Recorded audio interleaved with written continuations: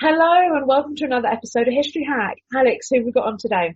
I'm very excited today. Today we have with us Nick Kaizer, who's a historian, author and high school teacher. He's currently in Canada, aren't you, Nick? Yes, in Canada. How is lockdown there? How are you? I'm in a very rural part of Canada, so there are virtually no cases here. I can't complain. Parks are open, so it's pretty nice. Excellent. And you're here today to talk to us about the War of 1812, because one of our viewers, listeners, commented on Twitter that we had completely neglected this war so far, and we said, okay then. So you're going to do some stuff for the British side for us, and then we're going to be talking to someone about the American side as well, and probably laughing about the whole White House dinner incident. But you're here to talk to us about the Navy today, aren't you? Yeah. This Navy sees themselves as pretty invincible, don't they? This is less than a decade after Trafalgar. Talk to us about this perceived invincibility of the Royal Navy after 2 decades of near constant victory at sea. Yeah, well, so in the 18th century in general, the British had kind of been rivals for naval dominance with France, maybe with Spain, the Dutch. And then in the Napoleonic Wars, the French Revolutionary Wars, they've seen unprecedented level of success. There are been 7 or 8 major battles in that time, all of them British victories. The few hundred minor battles, the vast majority of British victories, and there are around probably 60, 70 actions with one ship on each side, single ship actions. And again, they're almost all British victories. I can't find any other incident in history where you see such a steady stream of victories of one military organization over the rest. So what that means is, as this period goes on, as victories at the Nile and Trafalgar happen, everyone kind of seems to expect, the Royal Navy is just going to be winning. That's just the natural expectation. So tell us about the War of 1812 and how it actually came about. Yeah, so it came about 2 decades into the Napoleonic era, into the Napoleonic Wars. This was a few decades after independence.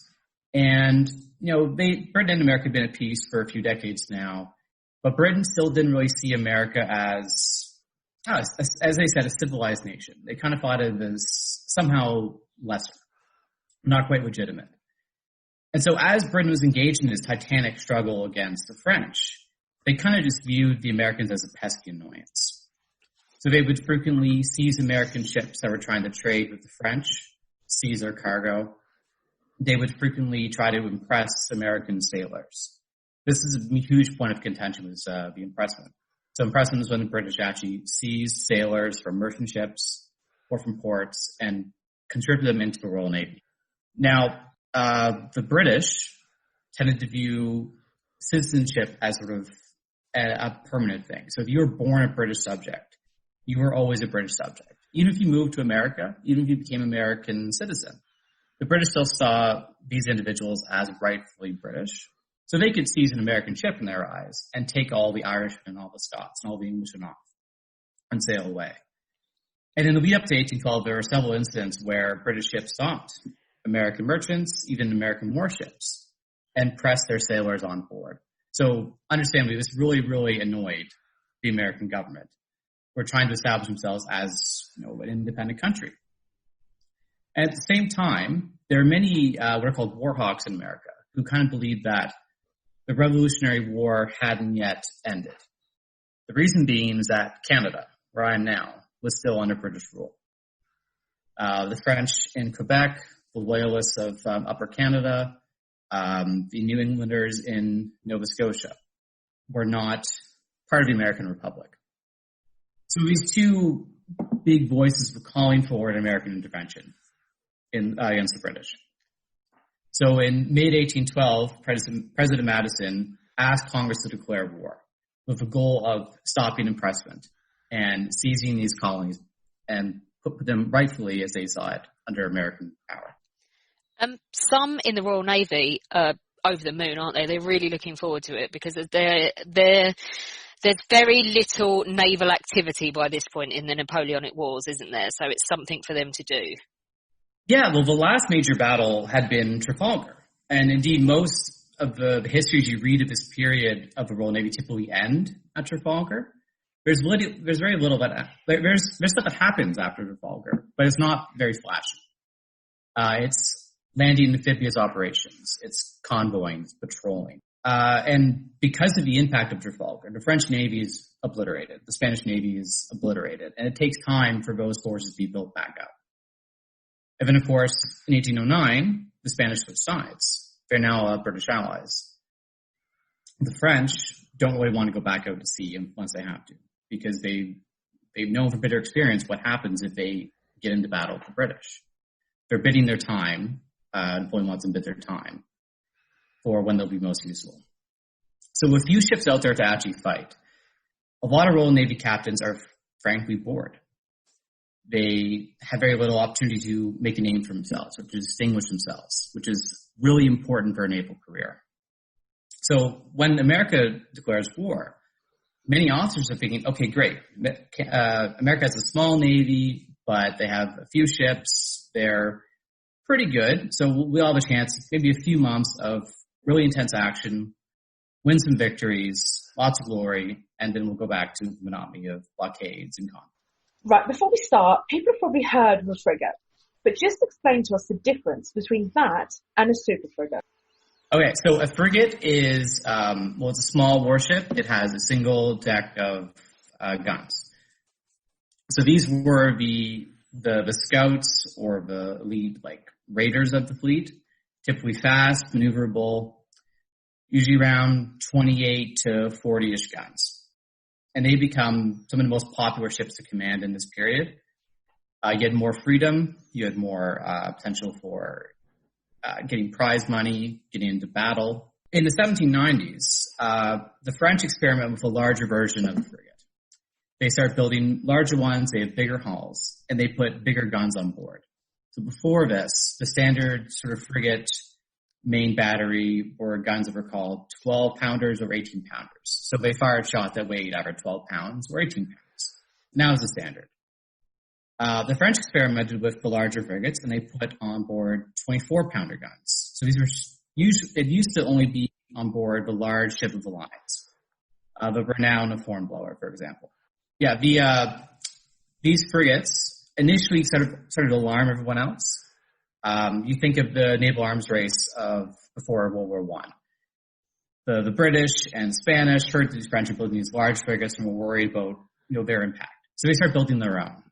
The British build their own large frigates with 24-pounder guns, and they do what's called cutting down. So they take old ships of the line, too old to really use, cut off the top, and they turn them into big frigates. So indefatigable. Hornblower's first ship. That's a Razzie frigate. Now, as this goes on, there are dozens of battles between these frigates, and the British start to realize that they don't really need to worry about the French heavy frigates. Their normal frigates with 18-pounder guns typically can defeat the French frigates. And so by 1803, when a brief period of peace resumes back into war, the British actually mothball all their heavy frigates and wait, because they don't need them. They're too expensive. They take many more men to manage the guns, and they rely on their smaller frigates. And because they know by experience they can win against superior odds. They don't see the need to invest in these larger ships. I will just mention one other thing too, that's okay. Because when the war starts, one important thing to recognize is the British are like the foremost global power in the world. They have an immense navy. And the Americans, by contrast, their navy is only about a decade old, maybe 2 decades. They have, at most, 25 ships in total. So right from the start, no one's expecting anything really to happen at sea. They are expecting that the American army will overrun Canada on land and quickly take it. In actuality, the opposite happens. The small British-Canadian force in Canada managed to repel the American invasions. And that small American fleet, over the course of the first year of the war, fights 5 battles of the British, 5 single-ship actions, 1 ship on each side. All 5 are American victories. Tell us where it all goes wrong, and what's the difference between how these losses are seen at the time and how we interpret them now? Yeah, so it goes wrong because the British, being overconfident, they're used to fighting the French Navy, which suffered huge losses at the beginning of this period with the French Revolution. Most of the officers were killed or fled into exile. And that had a huge morale impact on the Navy, a huge leadership impact on the French Navy. So the British aren't really used to fighting a proper, well-trained naval force. And the Americans, even though they have a very small Navy, it is well-trained. So the first battle that occurs is between a small British sloop and a American frigate. So it's not an even fight. And it's an American victory. No one's really surprised by it. But next, a British frigate called HMS Guerriere, so 38-gun frigate, 18-pounder guns, encounters USS Constitution. So it's still around today. It's America's oldest commissioned warship, second only to Victory in terms of commissioned warships still around. The Constitution is a heavy frigate. It's rated as a 44-gun frigate, but it carries effectively 54 guns. And Guerriere is smashed to pieces over the course of a couple hours. Her rigging is shattered, the ship is blown apart, and the ship's forces surrender. And then the battles that follow, the same thing happens. These larger American frigates smash their enemies to pieces. Now, the historiography of these actions has been pretty consistent. So American sources tend to view them as, spectacular victories against this mighty naval power. The British tend to view them as inconsequential. The consensus today among British and Canadian historians is, they weren't really even fights. These heavy American frigates had 50% more firepower than their British counterparts. So the fact that they lost isn't that big a deal. At the time, however, that couldn't have been inferred from the case. And this is when I discovered this topic, because I was reading the court-martial defense of one of these defeated officers. His name was James de Cray, the captain of HMS Guerriere. And he was describing the battle in his court-martial, defending the loss. And then he told the court that, notwithstanding the unlucky issue of the affair, such confidence have I in the exertions of the officers and men who belong to Guerriere, I am so aware that the success of my opponent was owing to fortune, so to luck. That is my earnest wish, and would be the happiest period of my life, to be once more opposed to the Constitution with them under my command, and a frigate of similar force to the Guerriere. And the court-martial verdict itself basically is the same thing. They say, no, this battle was lost because the enemy had good luck. We could still have won this. And at the end of 1812, the court-martial saying the same thing. We had every chance to beat these guys, but we came out short. So it's that contrast. The historians seem to agree that, it's all about numbers. It's all about the weight of guns. And for the officers involved, it doesn't seem to have been the case. Talk to us about the serving officers. The admirals, admiralty, and the public and their different reactions to these losses. Yeah, so these three groups had a very different reaction to these losses. Now, they all agreed that they were shocking. This was front page news in Halifax and in London and in Edinburgh, Belfast, across the British Empire, effectively. For officers of the Royal Navy, they were profoundly shocked, and that drove them into an urge for revenge. Immediately, captains started talking about how are we going to find these frigates again and bring them to action, to defeat them. And they were consistent. They seemed to agree with the Crez that, we can take them on our own. Our standard 38-gun frigate with 18-pounder guns can find Constitution and her two sister ships, and we can defeat them. The admirals, on the other hand, were a little more wary because they had a war to worry about, and they didn't want constant defeats at the hands of these ships. So they start to give orders to the fleet saying, try to stay away from these big ships if you're on your own. We don't want to risk any more fights. Stay away from them.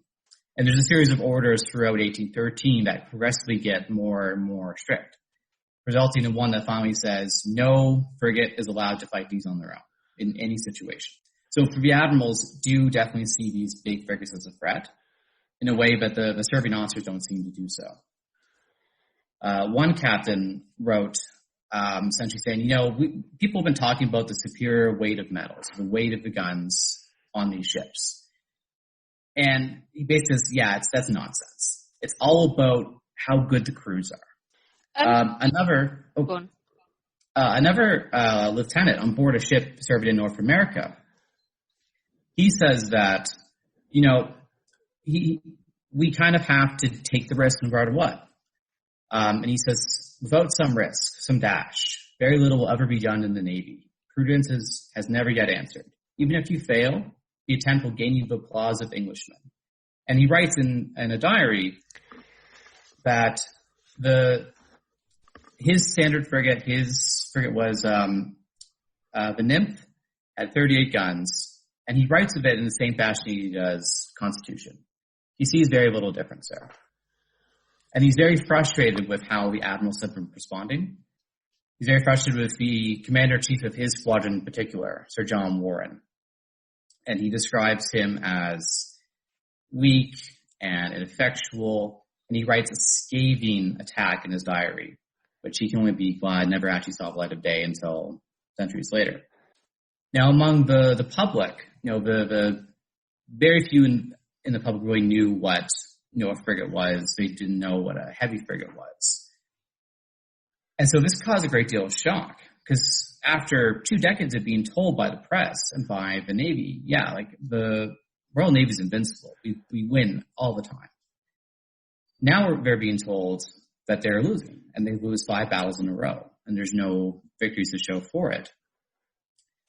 And so different papers are trying to find different ways to explain the losses. In Halifax, the papers are trying to argue that because the Americans are essentially Englishmen, that kind of explains what's going on. They're not quite sure what's happening. In Britain, this panic gets to a point where some papers are printing things like saying, the spell of invincibility of the Royal Navy has been shattered.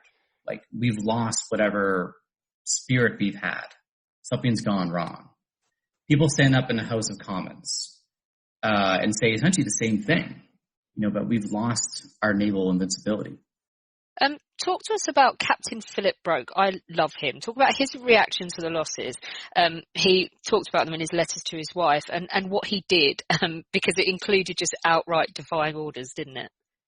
Yeah, Captain Philip Broke, he's almost the protagonist of the first half of his book, and he is one of those figures in history that you wouldn't believe that you would think that's a fictional character. So he'd been a naval officer for his whole life. He was a young captain. And he had been serving in North America for good, I'd say, 5-6 years before the war broke out. Now, before the war broke out, North America was probably the worst place you could be posted in the Royal Navy, because nothing happened there. There was no enemy ports there, no enemy shipping. Occasional privateers showed up. That's about it. And in his letter to his wife in that period, he's constantly complaining about how bored he is, how badly he wants a crack at the end. And he writes things like, I would give any French captain every ounce, every dollar of my salary I've gotten over the last decade for a chance of fighting them. And then he hears about the declaration of war. And he's initially very excited. And he writes to his wife and he tells her, this is our chance. And he tells her, I would give all of our prizes, so all the merchant prizes I've captured, for an American frigate to give me the satisfaction of beating them. Now, Broke, when the war starts, he leads out a British squadron. They're hunting the American fleet, and he doesn't find them. He spends essentially first half of the war searching out this fleet, never finds it. But he does have the misfortune of dispatching one of his ships home with dispatches, and that was Guerriere. And Guerriere was attacked by the Americans and captured on the way. So he feels a sense of regret. And Decrez tells him, Broke, please go and avenge me.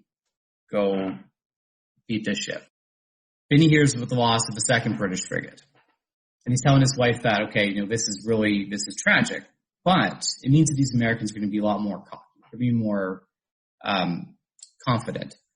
So we'll have the chance to actually catch more of them now. We're not going to run away. And then a third British frigate is taken. And he starts to show genuine sorrow. And he starts writing to his wife. He's saying he's really depressed with what's going on. He really wants to come home. And he really strikes me as he seems to be genuinely in love with his wife. Constantly telling her that he wants to come home. But he tells her that he can't because of his sense of honor, the way he understands honor. He needs to do his duty as a naval officer and establish his reputation before he can come home. And throughout his entire career, that has meant action with the enemy, victorious action. So in early 1813, Broke is sent under the command of Captain Thomas Capel. He was one of Nelson's captains at Trafalgar, and they are sent to blockade Boston, so one of the principal American naval bases. And their job is to keep any American ships in that port, keep them from escaping. Now inside, there's a handful of frigates. Two of them are ready for sea. USS President, so a sister ship of Constitution, so a heavy frigate, and a smaller frigate. And they're opposed by Capel Squadron, which is pretty big. It's got two ships of the line, two massive ships, which a heavy frigate wouldn't dream of trying to fight. It'd be a vastly uneven fight, as well as 2 or 3 frigates. So Capel and Broke, they're both pretty ambitious, and they know that if they stay there, the Americans will never come out. And it'll be, however many years of just waiting and blockading. So they come up with a plan. They're going to tempt the Americans out. And they're going to do that by offering them essentially a fair fight. So Capel takes most of the ships, and he sails as far away as Cape Sable, Nova Scotia, which is beyond line of sight, it's beyond earshot of Boston. He leaves Broke with his ship, HMS Shannon, and one other frigate off the port. And their job is to attempt them out and fight these 2 ships and take them and avenge the losses of the last year. They're all set to do this. Ships leave, and they're waiting. And the American Commodore in the port, Commodore Rogers, he sees what's going on. He can easily see outside the port. And he thinks, okay, right, I'm just going to escape. And he escapes. He slips right past him. Because Boston is a massive port. You can't really launch it with 2 ships. And it takes the British about a week to realize what's happened. At which point, the entire Atlantic world panics. News of these 2 escape ships reaches London, and London starts freaking out. The Irish station of the Royal Navy starts sending the ships out to patrol to watch for these ships. As far away as ships in South Africa are on alert, because these big American frigates had become such a boogeyman, so terrifying. And quickly the Admiralty starts asking, okay, what went wrong? Why did they escape? And they quickly come to the conclusion that Capel let them out. And it very well could have led to just Capel and Broke's careers being ruined, because they had essentially violated orders. They had been issued orders to watch that port, keep them from getting out, and not to engage those ships one-on-one. And Broke had tried to do that very same thing. So then Capel is dispatched to look for those ships. And he leaves Broke with his 2 frigates off the port. Now we're watching one frigate that was under construction, that was under repair in the port, called USS Chesapeake. By June, she's now ready for sea. So Broke has to decide what to do, because he's been off Boston for some time. They're running low on stores, low on water. And he decides he's going to send his companion ship home. And he's going to stay there with Shannon. And this time, he's going to directly challenge the American ships. He'll do the exact same thing again. It failed last time, but second time's so he sends a written challenge in shore. So a letter to the American captain. His name was Captain Lawrence, commander of USS Chesapeake. And he says, I see your ship's now ready for sea. So I request you will do me the favor to meet the Shannon with her, ship the ship, and try the fortune of our respective flags. So he's sending a letter ashore asking, come on, let's have a duel. Let's have a fight. He tells them, you choose where, you choose whatever spot you want. We'll go there. We'll have our fight. one-on-one. If any British ships show up, I promise, but I will warn you, and you can go back inside. It's remarkable. It's almost like asking someone to a duel, challenging someone to a duel. But in this case, it is massive frigates. Now, Chesapeake was not one of Constitution's sister ships. She was essentially a 38-gun frigate like HMS Shannon. They were pretty much evenly matched. And Lawrence was exactly the right person to challenge because he was driven by his own sense of glory. He won a smaller action earlier in the year. His sloop had taken another, but he felt cheated because he had been given command of what was seen as one of the worst frigates in the Navy. Chesapeake was smaller. He had really wanted Constitution, or President, one of the big ships that had won distinction so far. So when he saw the single British frigate alone, he thinks, here's my chance. I'm going to go take that ship, and I'll be just as famous as the captain of Constitution. So as this Broke's letters being taken ashore, Lawrence set sail anyway. He doesn't even get the letter. And he decides to go and engage this frigate. And the two frigates bear down within sight of Boston Lighthouse, not very far from the shore. Dozens of merchants and people of Boston society, take to their little boats, and they go and they wait and they go to watch what they think is going to be another great victory. They've heard all about these great victories so far.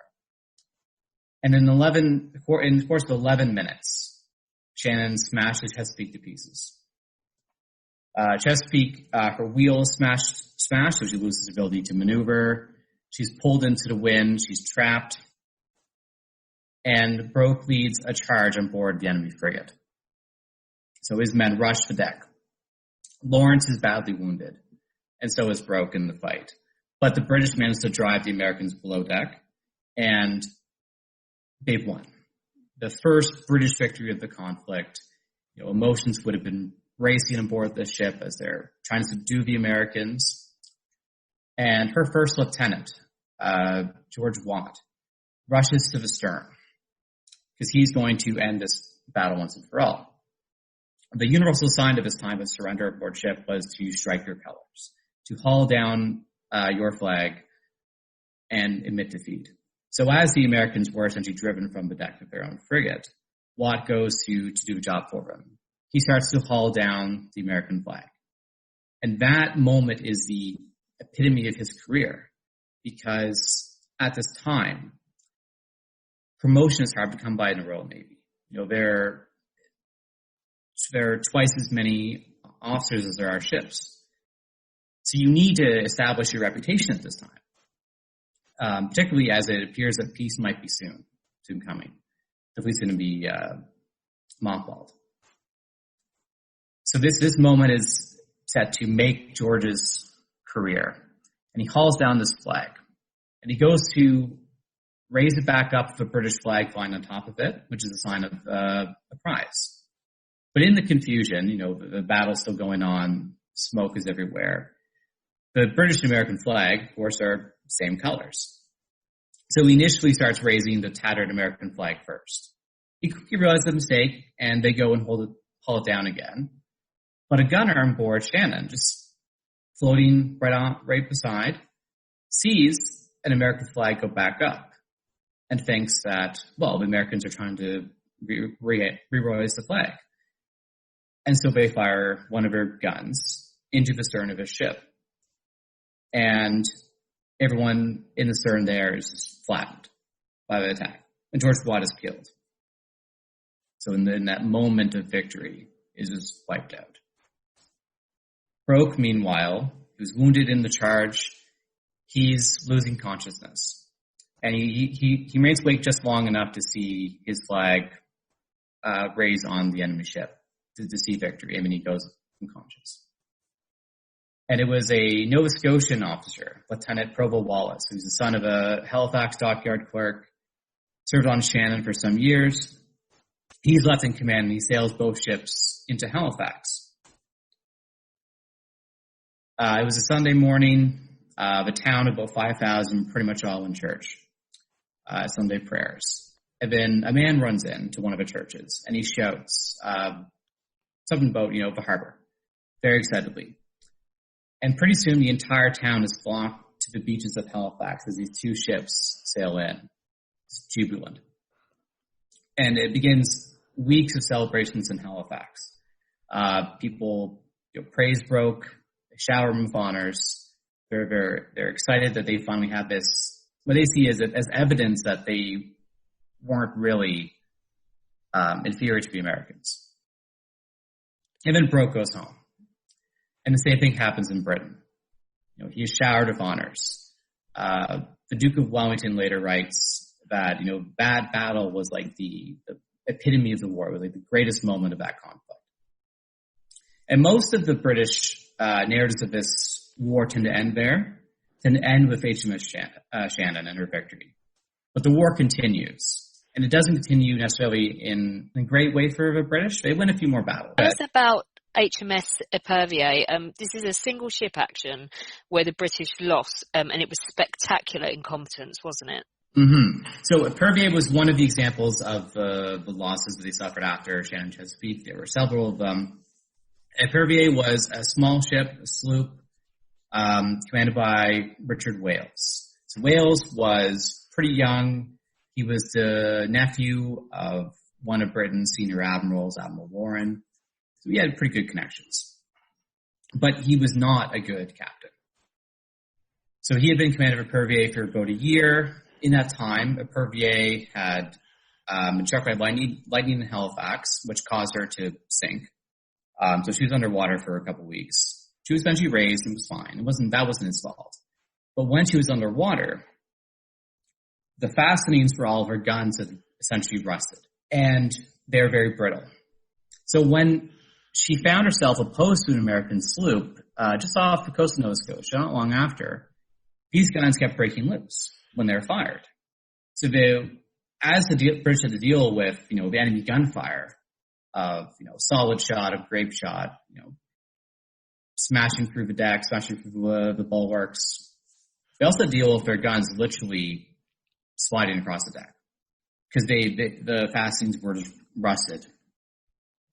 And if he had bothered to practice the guns beforehand, if he bothered to drill the guns, well, perhaps it wouldn't have happened. He would have realized that the guns weren't actually properly fastened anymore. But in the time that he commanded a ship, he'd only ever fired one gun in practice. So his crew weren't properly trained, the guns were deficient, this ship was quickly defeated, quickly taken. And the court-martial that followed picked up on this.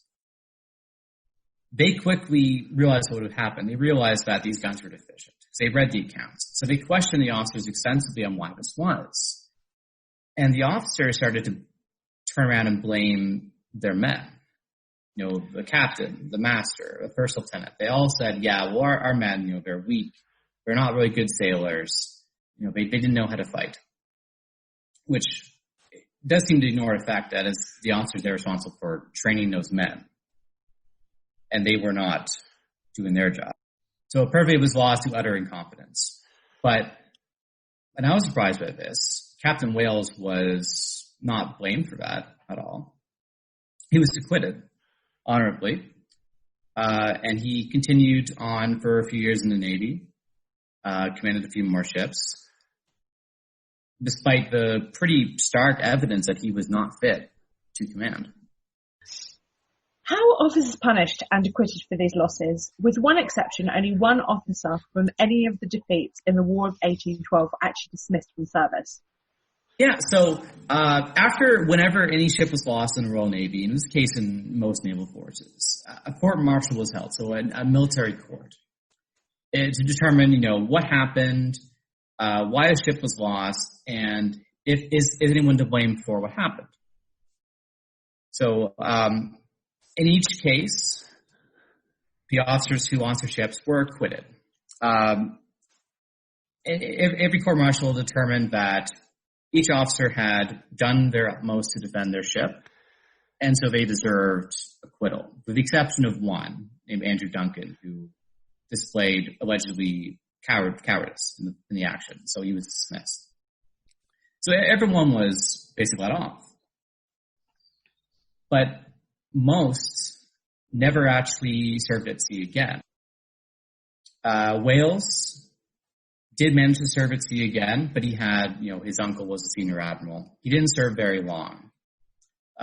Most of the lieutenants of these actions, effectively their careers ended the day their ships were taken. Now, even in the cases like Captain Wales, when the poor state of the gunnery or training was, closely scrutinized, the officers were let off. One of the earlier battles, so the battle between USS United States and HMS Macedonian, John Carden had defended his conduct in the battle pretty well, pretty profoundly, but the court were hesitant to believe him, and they really fixated on the tactics and the maneuvering of a battle. During that action, John Carden had done what is controlling the weather gauge. So if anyone, was a sailor, you can't sail directly into the wind.